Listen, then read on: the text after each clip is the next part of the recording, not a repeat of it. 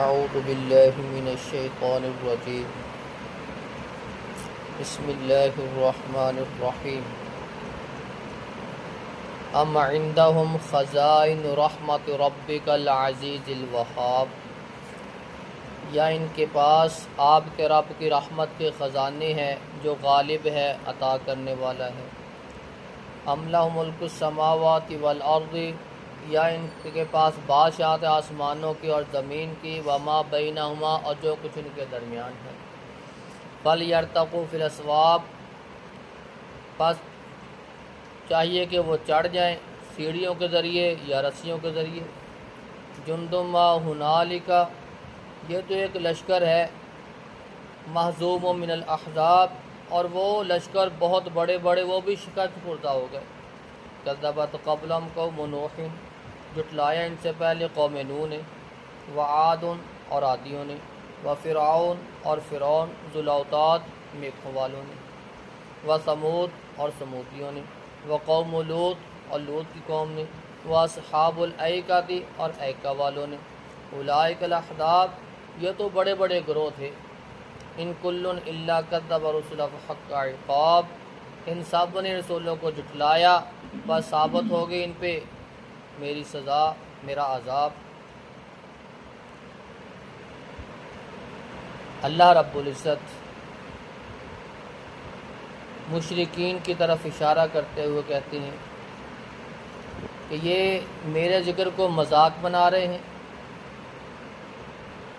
کیا ان کے پاس آپ کے رب کی رحمت کے خزانے ہیں کہ یہ بچ جائیں گے،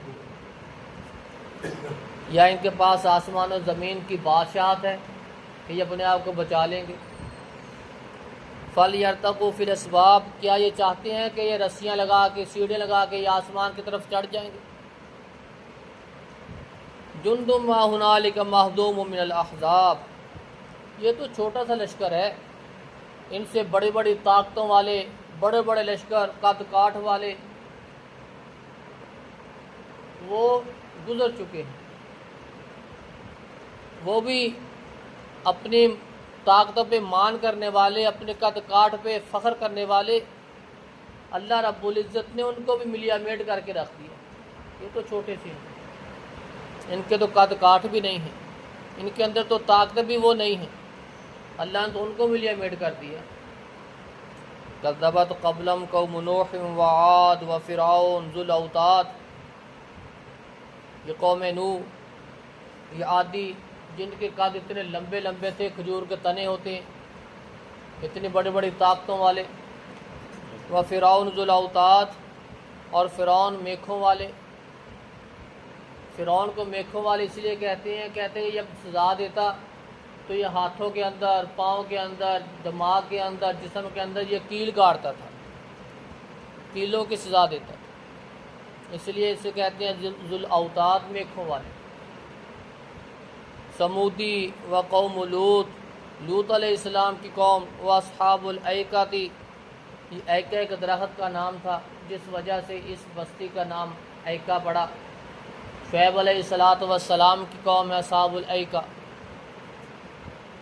اللہ رب العزت نے، یہ بڑے بڑے لشکر تھے، بڑے بڑی طاقتوں والے تھے، ان کو بھی نہیں چھوڑا۔ ان کی طاقتوں پہ جو مان تھا، اللہ رب العزت ان کی طاقتوں کو ملیا میٹ کر کے رکھ دیا۔